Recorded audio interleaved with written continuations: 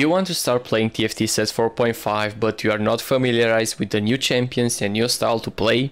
No problem. Hello, I am Dr. Hades, a future doctor in physics, and in this video I will explain how to adapt on different situations in set 4.5, what comps to play early game, mid, and how to transition to late game, which are the best comps that you should play in set 4.5, and some tips and tricks when it comes to lucky lanterns. Before we start the video, let me know into the comment section which part of the game is the hardest for you, early, mid or late. For me, mid game seems the hardest because sometimes people high roll mid game, which makes them strong, while I'm so focused on my game that I forget to scout, and that cost me the game by losing too much health until late game. Let's get back to the video. We are still in the chosen era, which means you should not make a comp and then search for a chosen, but you should take any chosen early game and start building a comp around it. You have to play flexible, especially early game, because probably each game you will get a different chosen, which makes it pretty hard to force a starting comp. When you start the game, take a chosen and start adding units that give you more synergies. So which are the comps that you should go for early game depending on the chosen you get? Chosen brawler with 2 more brawler, I can assure you that is a very strong start, which can bring you a full stage 2 win strike.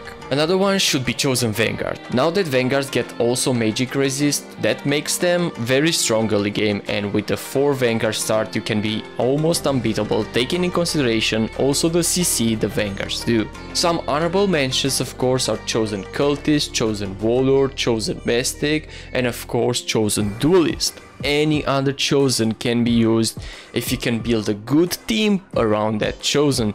So do not forget that you build a team around the chosen and not the other way around. Let's talk a little bit about the mid game. Now, if you're in a win strike and your chosen is still doing a lot of damage or is a key unit in your team, you just move on with building a stronger team around the same chosen as in stage 2. If you're in a lose strike, you might consider selling the chosen you have for a stronger one.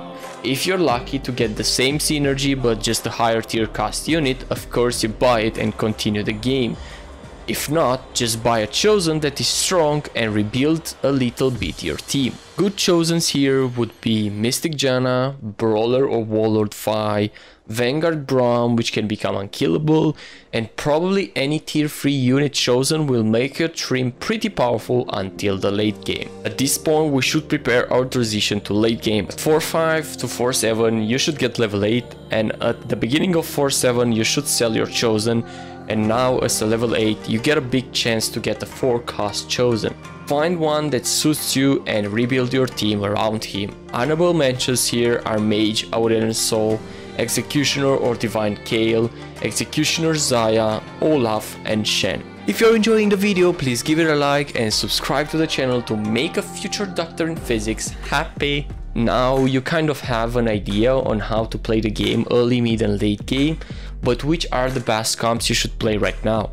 I would give you, let's say, the S tier for set 4.5, which is Elderwood Mage with Aurelian Soul as a carry, Executioner Adept which focuses on Kale, and Warlord Slayers which have Katarina and Tryndamere as main carriers. For the comps above, I already have a detailed video on how to play them and I will leave you a link into the description. Also, some comps that I saw lately that they show a lot of power are Spirit Assassins with chosen Diana, Spirit Slayers with chosen Zed, and Slayer Dragon Souls with Olaf being the main carrier. If you want more detail about this comp, let me know into the comment section and I will make a video about it. Transitioning to late game may be hard, especially that you are not really accommodated to the new set, but give it time and it will come to you naturally.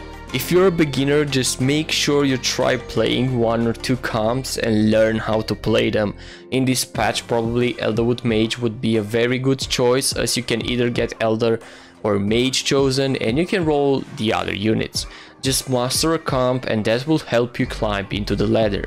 Once you get a higher division, start learning a second comp to play to your choice, but make sure it's a powerful one and repeat this every time you climb a division. A second tip for you guys is to play aggressive, which means to make the best items you can get into the game and do not keep them unused on your bench. As a lot of people do not know yet how to play the game, you will start winning just because of the items advantage.